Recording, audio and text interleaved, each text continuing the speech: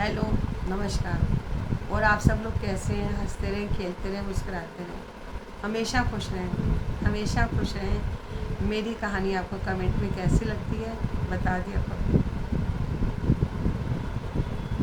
महफिल में बैठे थे, महफिल में बैठे थे, वहाँ पर हमारे शागिर्दों की तारीफ़ें चल रही थी और हम ये कहकर चले आए हमें नींद बहुत आ रही है, क्योंकि हमारे शागिर्द हमसे तो दूर रहते हैं, हमसे बात करना कम पसंद करते हैं। तो वहाँ से महफिल से उठ कर चले आए, यही कहकर चले आए हमें नींद बहुत आ रही है।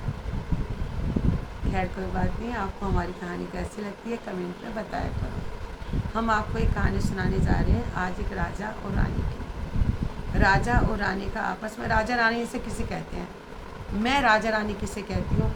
मैं राजा रानी उसे कहती हूँ जो सबसे ज़्यादा मालदार होता है, जो बहुत ज़्यादा रिच होता है, जो बहुत ज़्यादा मालदार होता है। मेरी नज़र में वो राजा, मैं उसे कहती हूँ। राजा होता है, राजमहल में कोई कमी नहीं होती है किसी बात की, मगर राजा के बच्चा नहीं होता है। राजा इस बात से काफ़ी परेशान रहता है, बहुत ज़्यादा परेशान रहता है, बहुत ज़्यादा परेशान रहता है कि रानी के कोई बच्चा नहीं है। काफ़ी इलाज करवाया जाता है, बहुत कुछ इलाज करवाने के बाद भी रानी के बच्चा नहीं होता है। राजा इस बात से काफ़ी दुखी और परेशान हो जाते हैं, दुखी और परेशान हो जाते हैं। वह रानी को अपने महल से दूर भेज देते हैं, नाराज होकर या जो मर्जी समझ लीजिए, उसे दूर भेज देते हैं। हाँ, उसकी निगरानी के लिए कुछ लोग भी भेजते हैं, खाने भेजने का उसका पूरा इंतज़ाम भी रखते हैं, उसका ध्यान भी रखते हैं, सब चीज़ का ध्यान रखते हैं। मगर वह कुछ समय रानी से दूर रहना चाहते थे, या नाराज़गी कह लो, या उदासीपन कह लो, या अकेलापन कह लो, जो मर्जी आप इस चीज़ को समझ सकते हैं। रानी अब काफ़ी उनसे दूर रहती है। रानी को भी एक अच्छी जगह मिलती है रहने के लिए, वहाँ पर भी अच्छे उसका काफ़ी महल वहल होता है, मगर वह भी राजा से दूर होती है और राजा को बहुत याद करती है, मगर मजबूर थी, बच्चा नहीं हो रहा था। कसूर दोनों का नहीं था, जो रब की मर्जी थी होना वही था, जो राम रच रखा है कि नहीं। उधर से राजा हर हफ्ते के हफ्ते साथियों की मंडली को बुलाकर लंगर करवाया करता था। वह हमेशा ही उसकी शुरू की एक आदत थी, अपने कोई दिन उन्होंने बांध रखा था और वहाँ पर उन्होंने लंगर करवाना, और साधु लोग वहाँ पर उन्हें आशीर्वाद देकर जाया करते थे। वह सोचते थे हमें किसी का आशीर्वाद लग जाए और मुझे बच्चा हो जाए। उनकी एक ही तमन्ना रहती थी कि किसी का मुझे आशीर्वाद लग जाए और मुझे बच्चा हो जाए। तो वह इसलिए हमेशा ही लंगर करवाया करते थे और सबका आशीर्वाद लेना चाहते थे कि मुझे किसी का तो आशीर्वाद लग जाए। जब साधु वहाँ पर आया करते थे, रास्ते में उन्हें एक बच्चा मिलता है, तो बहुत प्यारा, गोरा, सुंदर, बहुत प्यारा बच्चा होता है। बच्चा 14-15 साल का होता है। तो वह साधु जी देखते हैं कि वह छोटा सा बच्चा, बहुत प्यारा बच्चा, वह कहीं चोरी कर रहा होता है। तो वो उससे पूछते हैं, रुकते हैं, कहते हैं बच्चे क्या बात है, अभी तुम चोरी, इस तरह से इतने सुंदर बच्चे हो और तुम्हारी पढ़ने की उम्र है और तुम चोरी कर रहे हो? तो वो रोने लगता है, कहता है मुझे भूख लगी है, मुझे भूख लगी है बाबा, और मैं इसलिए चोरी करता हूँ। मेरे मम्मी पापा की डेथ हो चुकी है और मुझे कोई भी नहीं रखता है, मुझे कोई नहीं रखता है। देखो मेरा उधर घर है, मैं वहाँ पर रहता हूँ और मेरा कोई भी नहीं है, और मैं चोरी करके कोई मुझे दे देता है, नहीं तो फिर मैं होटल में कुछ ना कुछ अपना जुगाड़ बनाकर करता रहता हूँ। तो महात्मा जी भी मजबूर हो जाते हैं, क्योंकि इन लोगों के भी कोई घर बार तो होते नहीं हैं, ये लोग भी जगह जगह सत्संग ही करते रहते हैं महात्मा। तो कहते हैं कि ठीक है बेटा, वैसे चोरी करना गलत है, या तो तुम हमारे साथ ही चलो। मेरा ये है कि तुम यदि कोई भी गलत काम कर, पहली बात तो गलत काम करो ही नहीं, पहली तो गलत काम कभी करो ही नहीं। यदि तुम्हें कोई अपना बड़ा मिल जाता है, उसे आदर नहीं कह के बोलो, उसे माता कह के बोलो।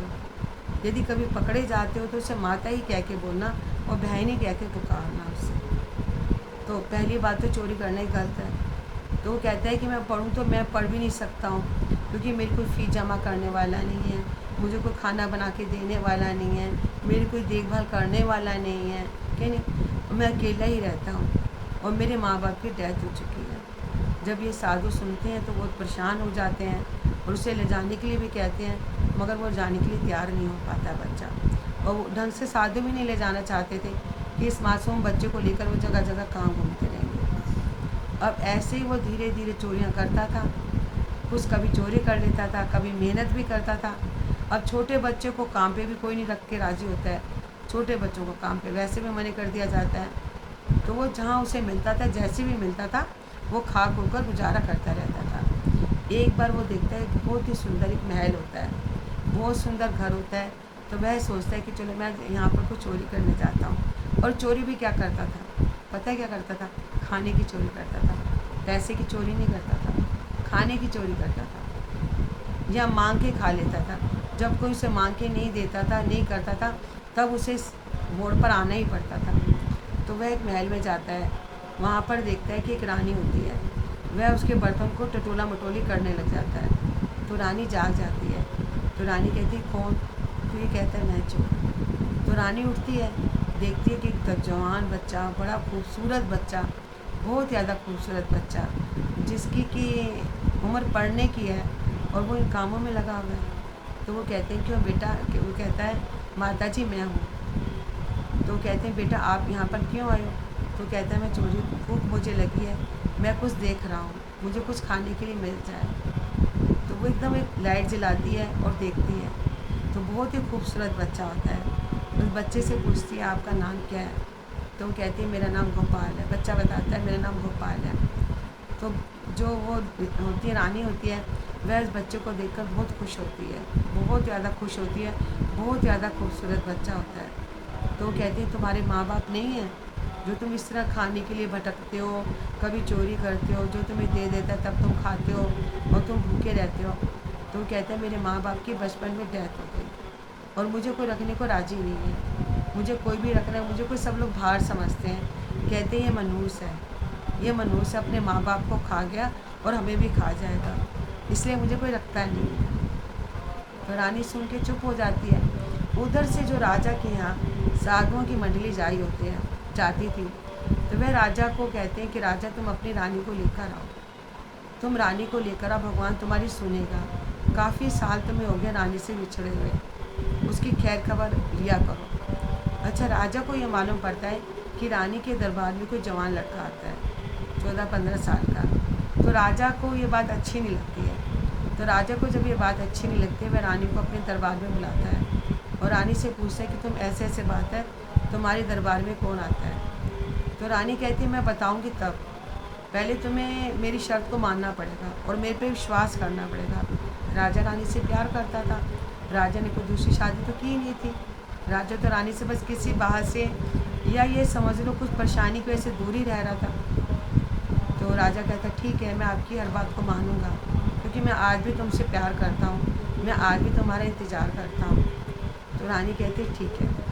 तो रानी कहती है मैं आपके हुक्म से तब मैं यहाँ पे तुम्हारे दरबार में रहूँगी, तुम्हें भी मेरी बात माननी पड़ेगी। तो राजा कहता है बोलो। तो कहते हैं कि मेरा एक बेटा है, जैसे मैंने उसे अपना मुँह बोला बेटा बनाया है, हमें बच्चा तो हो नहीं रहा है, काफ़ी साल हो गए हैं, और तुम इस बच्चे को गोद लो और इसे अपना उत्तराधिकारी बनाओ। तो राजा को ये बात बहुत अच्छी लगती है। राजा जब उस बच्चे को देखते हैं बहुत खुश होते हैं, बहुत खुश होते हैं, क्योंकि बच्चा था ही खूबसूरत। बच्चे का नाम गोपाल था। वह उस बच्चे को अपना बेटा बना लेते हैं और उसे उत्तराधिकारी बना देते हैं। तो यानी कि उन्हें एक बेटा मिल जाता है और इस बच्चे को एक माँ बाप मिल जाते हैं। कहने का मेन मकसद ये होता है कभी भी हमें निराश नहीं होना चाहिए, कभी भी हमें परेशान नहीं होना चाहिए। कई बार हम बहुत ज़्यादा परेशान हो जाते हैं, हम कहते हैं हमें बच्चा किसी भी बात को लेकर, अब मैं क्या बोलूँ इस चीज़ में लेकर, तो भगवान ने जो रचा होता है, भगवान ने जो करा होता है हमारे अच्छे के लिए करा होता है। उस बच्चे को यदि राजा नहीं लेते तो वह बच्चा तो भटकते ही रह जाता, और इस बच्चे को माँ बाप मिल गए और उन्हें एक बेटा मिल गया, तो कितना अच्छा हुआ और सब लोग खुश हो गए। तो हमें इसीलिए रब पर भरोसा करना चाहिए, रब की रज़ा में रहना चाहिए, रब की हर बात को खुश रहना चाहिए, हमें किसी भी बात से निराश नहीं होना चाहिए और हमेशा उसका शुक्राना करना चाहिए। मेरी कहानी आपको कैसी लगी कमेंट में बताना ज़रूर। मज़ा तो कम आया होगा, गर्मी बहुत है, सुना नहीं पा रही हूँ ढंग से, इसके लिए क्षमा चाहती हूँ।